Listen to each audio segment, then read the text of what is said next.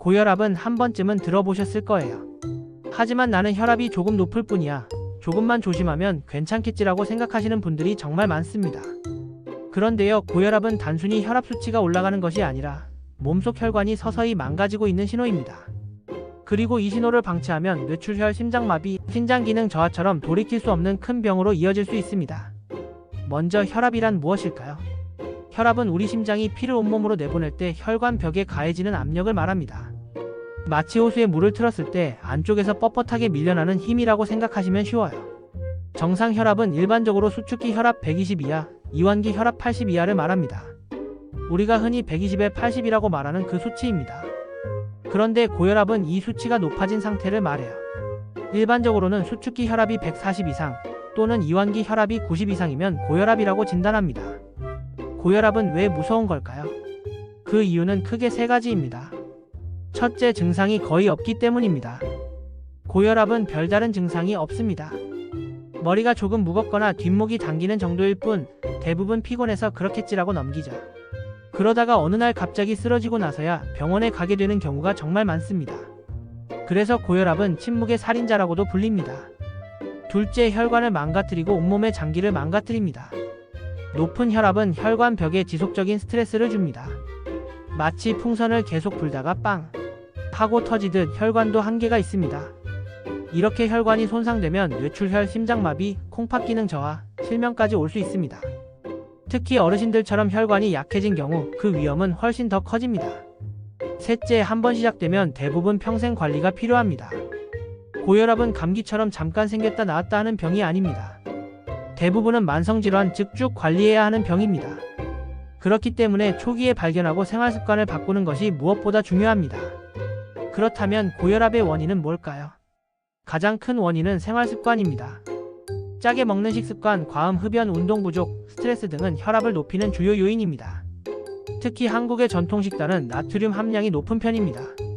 김치, 된장국, 젓갈류, 찌개류를 자주 드시는 분들은 하루 권장량보다 23배 많은 나트륨을 섭취하고 있습니다. 이런 식습관은 혈액 속 수분량을 높여서 혈압을 올리고 혈관에 무리를 줍니다. 또 하나 중요한 원인이 나이입니다. 나이가 들수록 혈관은 탄력을 잃고 딱딱해집니다. 쉽게 말하면 젊었을 땐 고무줄처럼 유연했던 혈관이 점점 철사처럼 뻣뻣해지는 거죠. 이런 혈관에 피가 지나가면 압력이 올라갈 수밖에 없습니다. 여기에 유전적 요인도 작용합니다.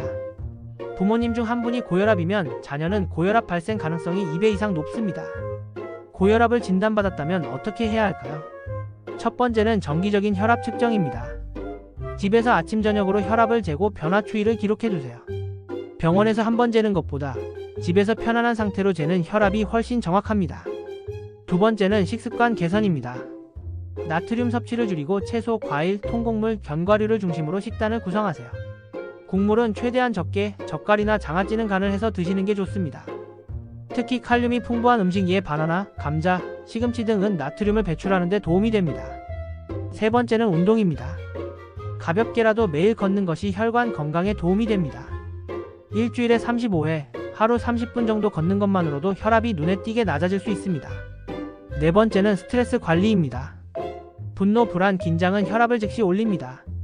명상, 심호흡, 산책, 차 한 잔의 여유도 모두 좋은 방법입니다. 어르신들에게는 가벼운 취미 활동이 큰 도움이 될 수 있습니다. 다섯 번째는 약 복용입니다. 의사 처방에 따라 혈압약을 복용하는 것을 주저하지 마세요. 약 먹으면 평생 먹어야 한다고 하던데 라는 말을 자주 들었지만 사실은 약을 안 먹고 방치하는 게 더 위험합니다. 약은 단순히 수치를 떨어뜨리는 것이 아니라 혈관을 보호하는 역할도 합니다. 중요한 건 스스로 끊지 않고 의사와 상담하면서 복용량을 조절하는 것입니다. 여기서 한 가지. 혹시 한방에서 고혈압 관리가 가능할까요? 물론입니다. 한의학에서는 고혈압을 단순히 수치의 문제가 아니라 기혈순환의 문제, 간신 기능의 문제, 체질의 불균형으로 봅니다.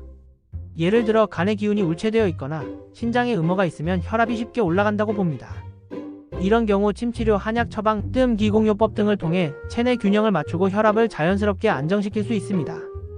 또한 스트레스로 인한 고혈압에는 심신을 안정시키는 한방요법이 효과적입니다. 물론 갑작스러운 고혈압에는 응급조치가 필요하기 때문에 양방과 한방을 적절히 병행하는 것이 가장 안전합니다. 마지막으로 드리고 싶은 말씀이 있습니다. 고혈압은 조용히 찾아와 시간이 지날수록 몸속 깊은 곳을 공격합니다. 하지만 반대로 말하면 지금부터라도 관리하면 얼마든지 막을 수 있는 병입니다. 혈압을 재는 습관, 식단을 바꾸는 결심, 가볍게 걷는 실천, 이 세 가지만으로도 여러분의 혈관은 다시 젊음을 찾을 수 있습니다. 나는 괜찮겠지라는 생각보다 지금부터 바꿔보자는 마음이 당신의 심장과 뇌를 지켜줍니다. 건강은 기적이 아니라 습관입니다. 오늘도 혈압 체크 잊지 마세요.